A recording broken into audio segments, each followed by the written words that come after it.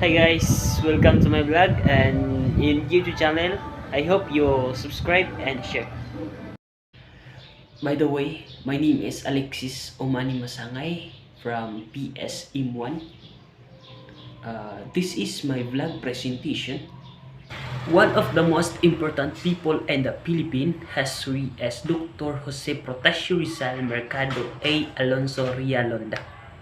Wherever I hear his name, first thing that will come out to my mind, he is the national hero. The first thing I noticed in Dr. Jose Rizal life was that he lived a simple one.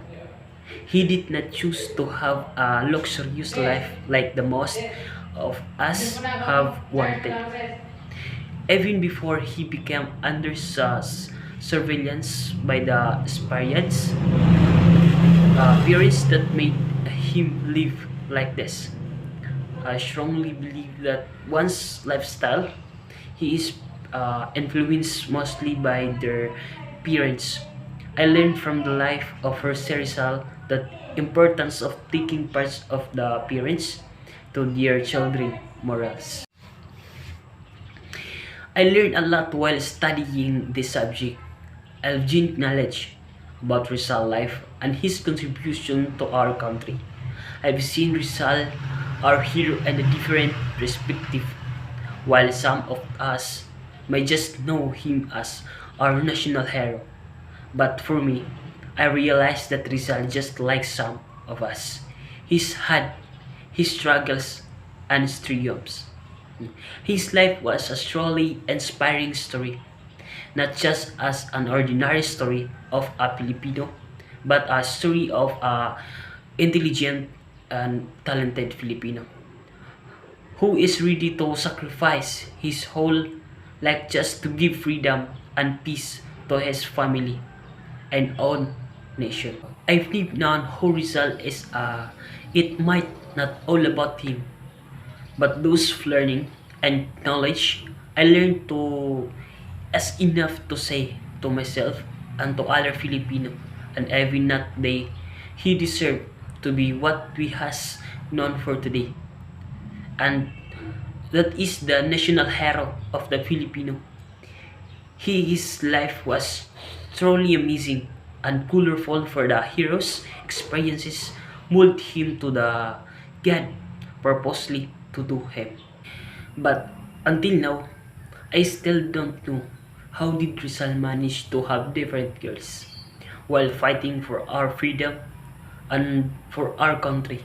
Yet things doing a very good with his academic at the same time. This is also one of the things I adore about Rizal is how intelligent he is. All these subjects were rated as excellent. He graduated with flying colors and took up uh, preparatory courses in law at the University of Santo Tomas. He earned two doctors and a degree in medicine. Polymath. He was the guiding in the science, algebra, and a multiple of other fields, including art and farming. He even tried his hand of the sculpting. He has a lot of course and fields. Thanks to Rizal for he is inspired me. And thanks to our professor who inspired and explained all this knowledge for us to better understanding it. His books and the ideal of nationalism country my attention while other use first to fight to emerge. Result used to the thing that he is an expert at writing.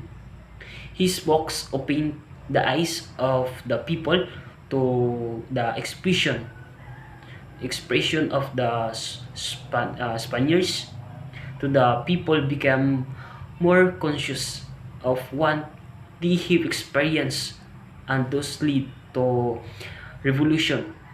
His idea of nationalism taught us how to live and how of to rest.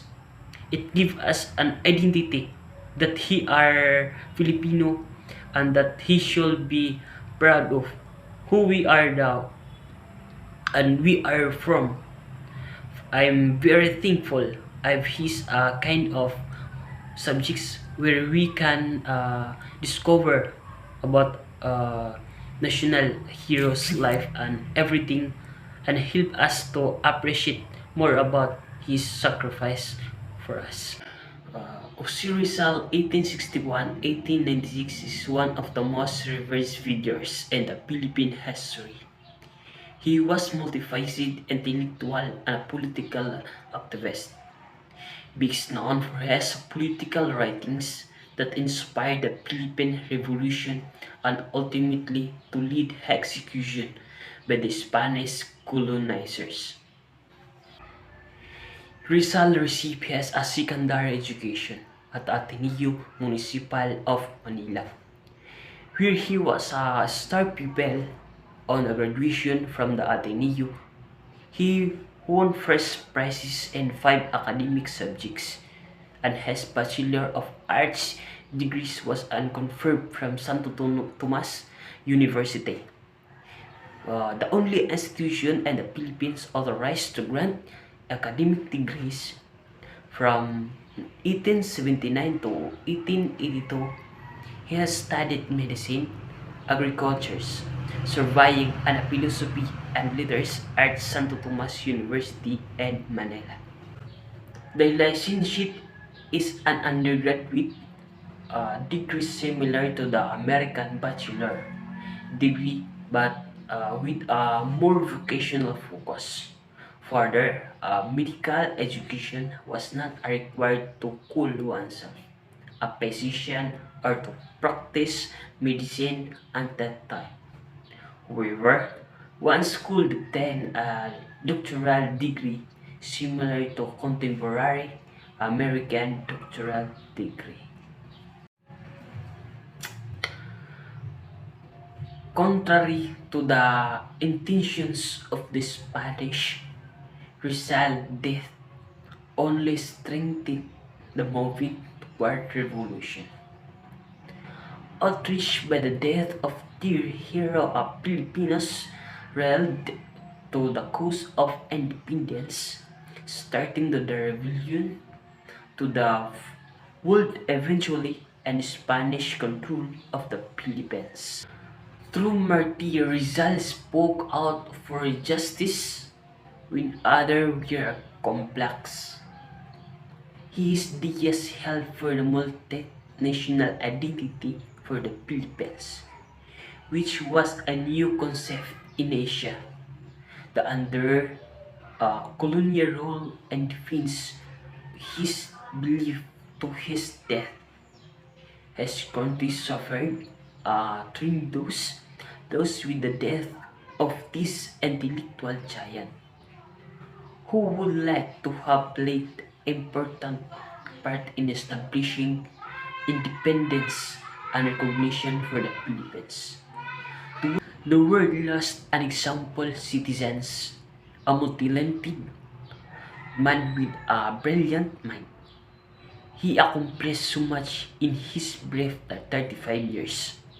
One can only imagine that the contribution he would have to make to the world and to the field of anthropology if he had a full life span.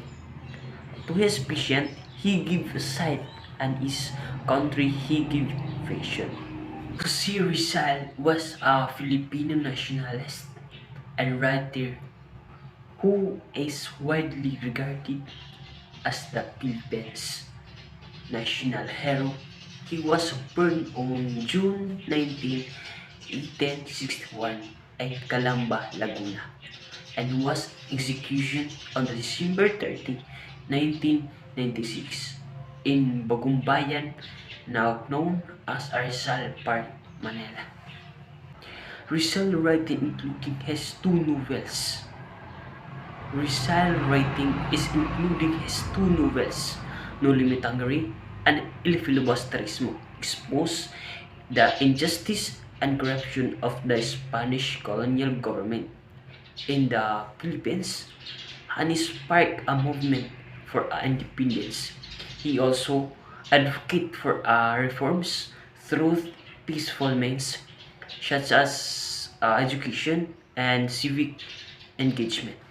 In 1869, Rizal was arrested by the Spanish authorities on charges of sedition and rebellion. He was tried and found guilty of these charges.